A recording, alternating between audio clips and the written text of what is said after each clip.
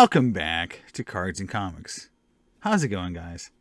Well, today I was watching one of Neo's videos about the top stolen cards, and it's been out there from other content creators like Dan the Cardman, backdoor cards, this idea of cards being stolen, and you combine that with all the quality issues, and I feel like I'm very qualified. I have this title here of a quality expert.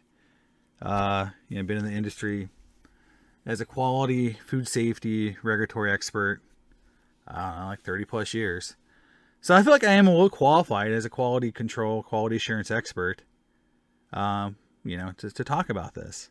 So what would I do if I was at that factory, if I was, Fanatics, to fix these issues? Now, there's two things going on here. So this, I'm used to dealing with two issues. There's the security issue and there is the quality issue, right? So that's two separate things. So we'll separate those into two separate buckets, right? And I did a video where I talked a little bit about why I thought the quality control issues at Panini were happening, or at this facility that Fanatics owns. A lot of it probably comes from their investment in technology and their investment in people. There's technology that exists that can catch these issues. There's, camera technology. There's technology that can help catch these issues to a high level so they never get out. They're caught and they're automatically processed or taken out of circulation, so where human beings don't have to get involved. But that's an investment in cost, right? That's an investment in the process. So that's the quality side. Plus, you need to have enough people hired to monitor and maintain that equipment, to do the spot checking, to do the audits, to do the follow-up necessary to make sure all those systems are in place, that you're validating and verifying those systems are working. You got to do both. You got to validate and you got to verify. Some of the rules that we follow on quality assurance, right? Validate and verify. So let's talk about the security issue, right? Because I deal with security as well. Security is very big. Intentional adulteration of food is something that's really an issue. There was a massive adulteration issue that's happening right now with cinnamon and applesauce. If you guys check it out, it's pretty bad. That's intentional adulteration. Okay, that's what it's turned out to be. So that's a security issue. Okay. So let's talk about security, right? So two things happen here that, I'm just saying right off the bat is stolen cards, right? People leaving the factory with goods. Now, I've worked in factories that made food that was somewhat valuable, somewhat people wanting it, like energy drinks, Gatorade, not high dollar stuff, but people would steal it. People would steal it all the time. All the time. So we had security measures in place to make sure that people didn't leave the factory with stolen goods, right? But when you're talking about this level of cost, right?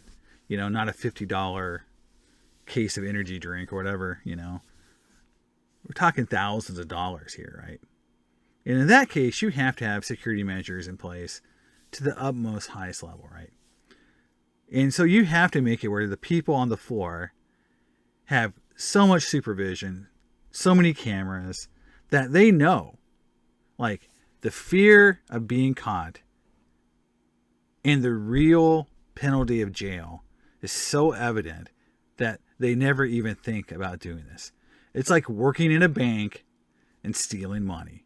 They don't do it because they know they're so monitored, they're on camera, the background checks, everything that's happening to them is to the level that they know they will not get away with it.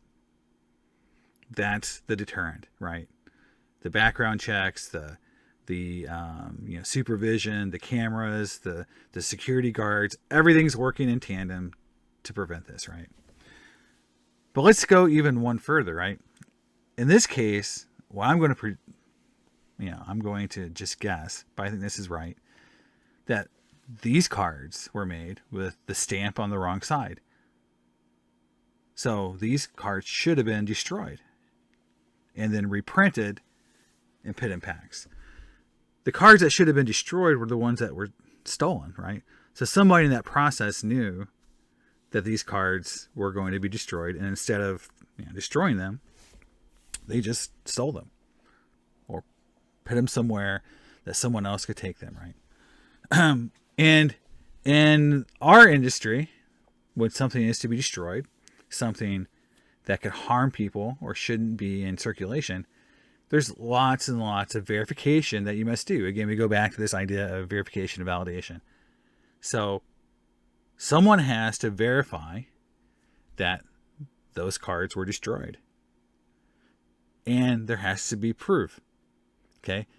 And you have to validate that that methodology you are using to make sure those cards are destroyed and will never leave that factory is valid. You have to say, if you follow these 5 steps, there was never, ever going to be a card leave this factory that should have been destroyed. That is the validation, right? You say, I'm going to validate this. I'm going to try to break my policy. I'm going to try to break my rules. And if I can break my own rules, then my process doesn't work. But when we talk about verification on something like something that needs to be destroyed, you have to take photos. You have to have evidence that the cards were destroyed. You have to have some way to verify that those cards were put in a shredder. And let's say, it's 200 cards. 200 cards have a certain mass, certain weight.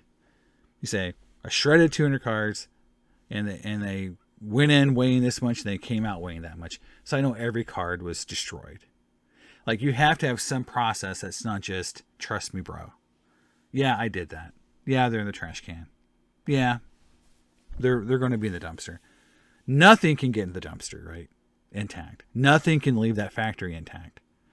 Everything has to be destroyed in the factory before it goes anywhere outside the factory. Those are just simple rules that you'd have to put in place. And I could go into depth. I don't know their quality control processes well enough to really opine about, things that they could do better just on a day-to-day basis. But just the fact that something was stolen means that their process of control on something that should have been destroyed or never left the factory is very weak and doesn't work. And again, dealing with regulatory folks for my entire life, dealing with government officials, they'll tell you. Proof is that someone walked out of your factory with those products. So your system failed. No matter how much you loved it, no matter how much you thought about it, no matter how much you thought it worked, it failed. So you have to do a complete risk analysis to determine what happened. Do a CAPA, do a corrective action, preventive action, to determine what corrective actions you need to put in place to prevent the actions that occurred. That's the standard process. You got to do a CAPA. And then, to me, you got to do a complete risk analysis. They probably did not do a complete risk analysis to determine everywhere there's risk in their process for someone to be able to walk out that door with product. They need to do that, identify all areas of risk, put a plan in place to prevent those things from happening. Then you stress test it, try to make it fail, and then improve upon it through continuous improvement. This is just how you do it. This is how you have to do it. This isn't a game. Okay? This isn't like something you do for fun. This isn't like you go into the factory saying, well, I put 5 cameras up. That's good enough. I'm done. No. You have to continuously try to break your own system and fix it. That's how you do it. That's how professionals do it. That's how we do it. That's how everyone else does it. In other industries that deal with things like, the nuclear industry, for example, goes to extreme levels and lengths to prevent anything from leaving those factories that shouldn't leave, right? You know what could happen there. So again, there's lots and lots and lots of business cases, lots of data out there on how to do this right. These companies are going to have to get better at it. They should probably hire some experts. So that's it, guys. That's my take on it, how I think this could be better. They want to hire some actual experts to go in there and actually do some stuff for them. They should. They should probably hire some consultants. I'm not for hire, but I could give them some advice for free. But yeah, they should hire some real people to go in there and really figure this thing out, because it doesn't appear they know how to do themselves. All right, guys, that's it for me on Cards and Comics. Hope you guys enjoy it. I'll talk to you next time. Bye.